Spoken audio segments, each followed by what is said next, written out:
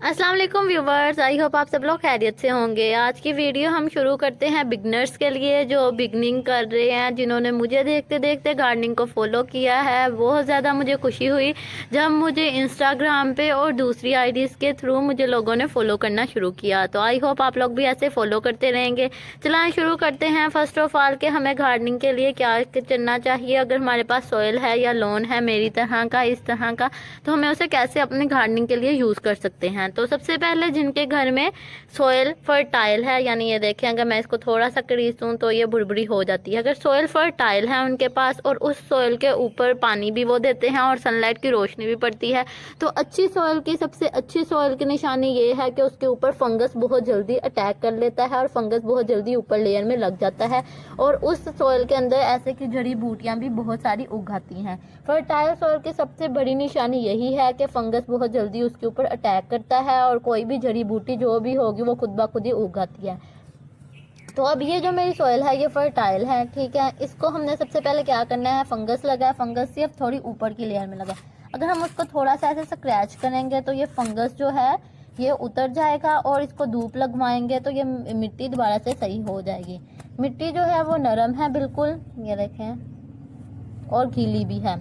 तो सबसे पहला स्टेप जो बिगनर्स के लिए है वो ये है कि अगर उनके पास ऐसे का कोई लॉन एरिया नहीं है जहाँ पे वो गार्डनिंग कर सकें, तो उनके पास गमले ज़रूर होने चाहिए। गमले होंगे तो उसके लिए मिट्टी भी चाहिए। तो सबसे पहले उनको जाना पड़ेगा नर्सरी से बालू मिट्टी उनको परचेज़ करनी पड़ेगी, या कोई भी गार्डन सॉइल। तो अब मैं आपको दिखाती हूँ फर्टाइल सॉइल की निशानी और जो गंदी मिट्टी होती है जिसे कहते हैं कि साखत है उसकी निशानी।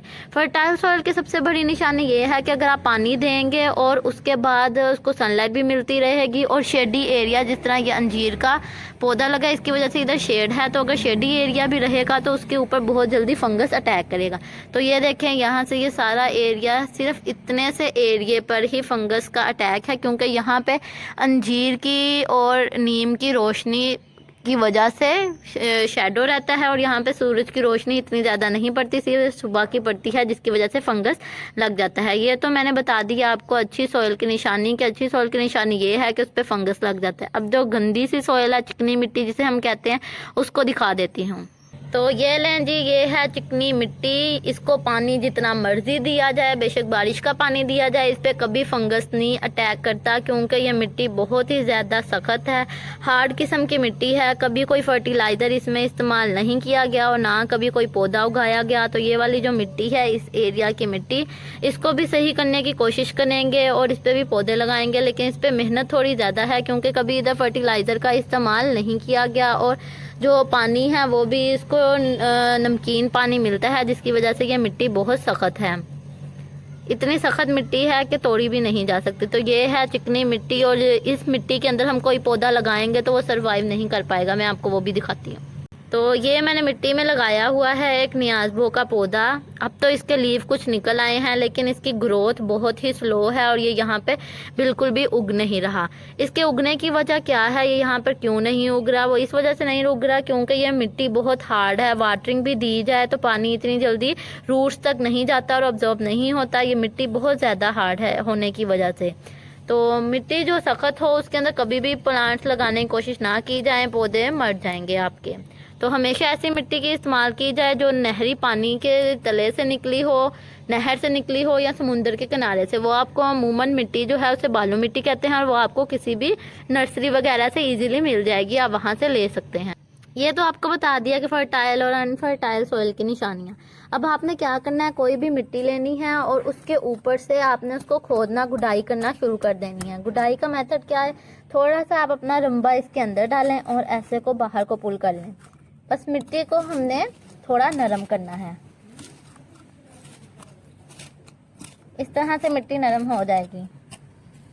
और जो कोई भी जड़ी बूटियां वगैरह या कोई भी पौधे हैं उनको उखाड़ दें। खजूर तो इजीली हर जगह ग्रो कर जाती है। अगर गुडाई क्यों की जाती है? गुडाई इसलिए की जाती है ताकि जो मिट्टी है वो भी है नरम हो जाए, और हर 15 दिन के बाद गुडाई करना लाजमी है ताकि आपकी सॉइल में एयरेशन सिस्टम जो है वो अच्छा हो जाए और पानी भी ज़्यादा से ज़्यादा जाए।